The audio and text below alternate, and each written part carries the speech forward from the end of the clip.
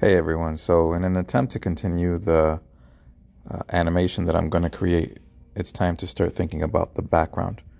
And now I'm not a professional. If you watch my channel, you know that I'm not, and I'm pretty much self-taught when it comes to animation. I wasn't professionally trained to animate, but there's a few things that I pick up here and there, and it's possible for anybody, and there's lots of different ways to do it.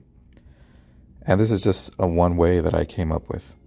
Same thing with your character drawing. You just want to create a drawing first, and I made a quick sketch of what I perceived would be a hospital room.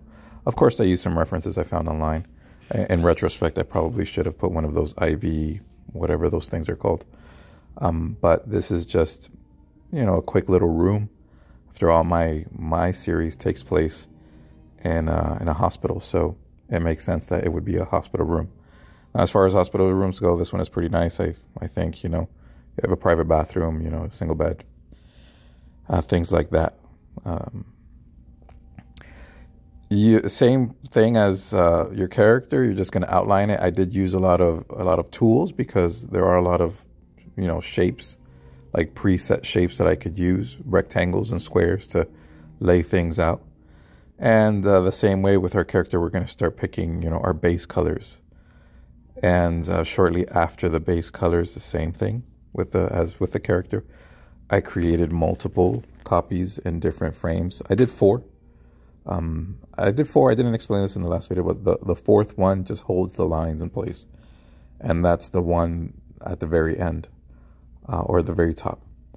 I also think that one, I go to color that one a lot for one reason or the other, because it is on top of everything else. So little mistakes are easy to take care of. Like if you look at that table thing and you see that the line at the bottom of the table is overlapping the right side but not the left side, you could take care of that on the top frame and it covers everything else instead of having to go through every frame individually. Now, admittedly, I did have a hard time choosing the colors here, but ultimately I think it worked out just fine. There was a lot of thinking ahead, like, well, does every room in the hospital have to be this way? And I think that's just me getting into my own head. The story really doesn't have much to do with the hospital rooms, so I don't see why every room would have to be the same, even though some consistency would be nice for the viewer, I suppose. Again, I'm not professionally trained and I haven't done any studies, so I don't know how that would affect the viewer. But it would be easy to keep the color scheme relatively the same, if not a bit boring, so occasionally I would change it anyways. Didn't really know what to do here with those panels, so I just turned them into simple paintings. There's also a technique that I did pick up online about putting a transparent layer of a single color, be it a yellow or a blue, over everything, and then using an eraser to highlight certain areas or give the impression of light coming through. And I do like that technique, but just to keep this simple, since it's for you guys, and a lot of you have likely not animated before or done anything like this before, I didn't want to complicate it too much. The same thing happens later in the actual animation and the speaking. There's a lot of things I would have liked to have tried, like moving the hands and the arms, having a little head sway here and there. But so as to keep the assignment simple, I avoided those things for now. I did color this one in a little bit differently. For the shadows, for instance, I just went with a black, and then I decreased the transparency substantially, and I'm just going over everything, adding shadows. For the character sheet, I did add multiple layers of different colors, and you could do that here as well, but I don't think it's necessary. I think at the end, we got a pretty good result here. For the character primarily, I changed the hair color because I didn't think it was blonde enough.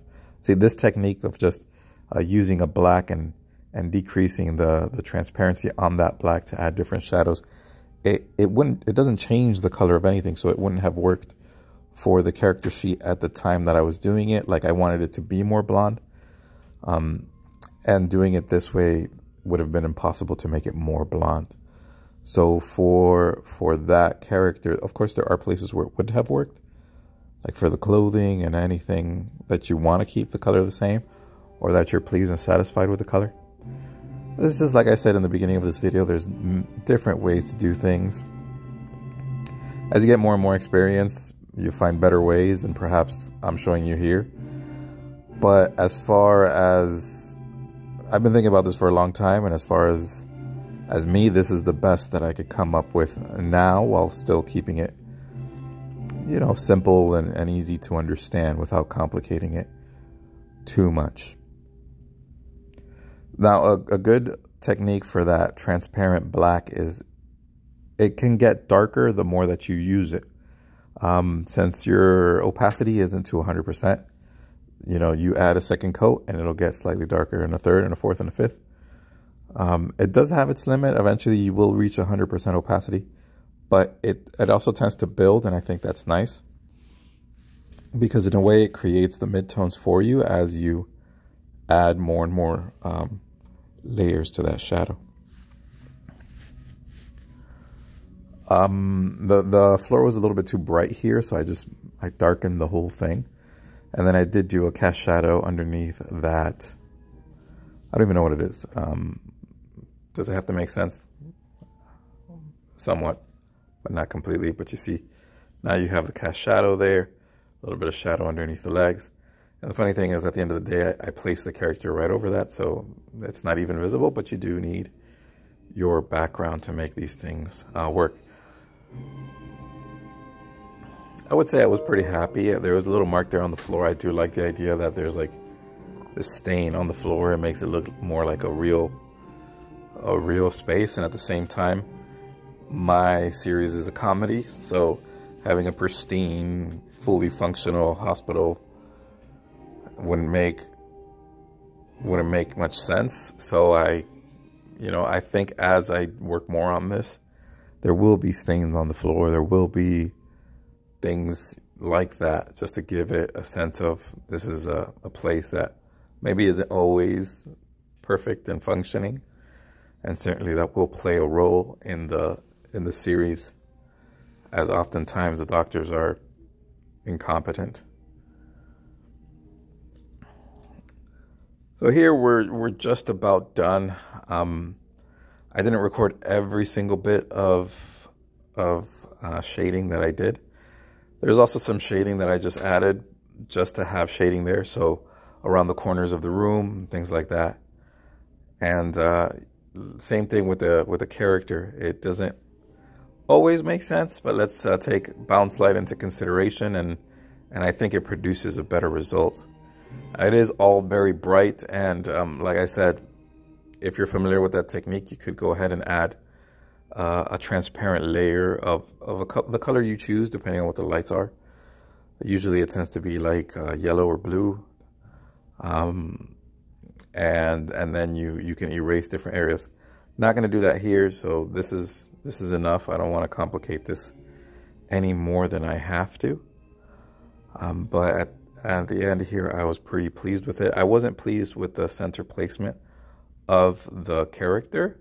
That's usually, if you remember our composition lessons, the center is usually reserved for